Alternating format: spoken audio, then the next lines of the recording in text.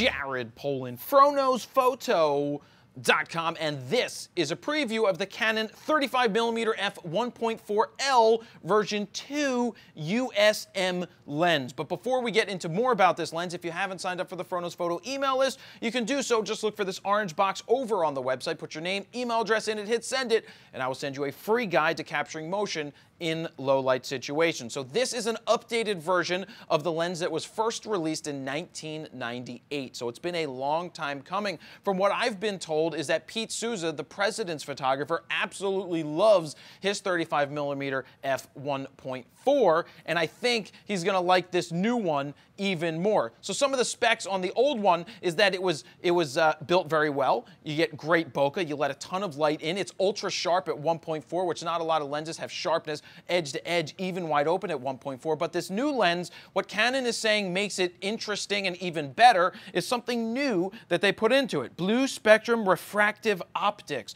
or BR optics for short. What this really does, it uses organic, I had to write it down because I wanted to make sure I got it right. Organic optical material, no animals were harmed, there's no GMO, and it's free range.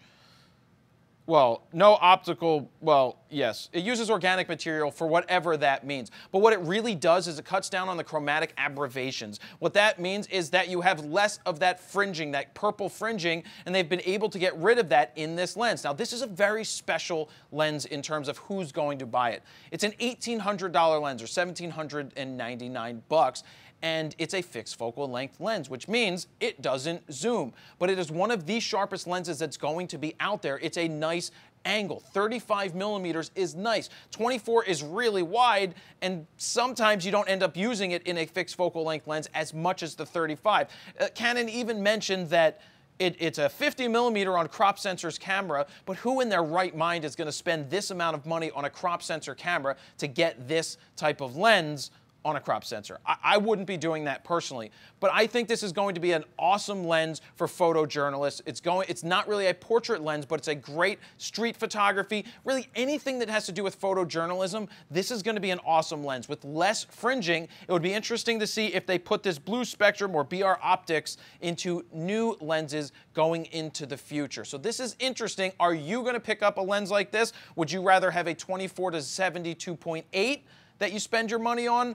Or would you see having a fixed 35mm 1.4 version 2?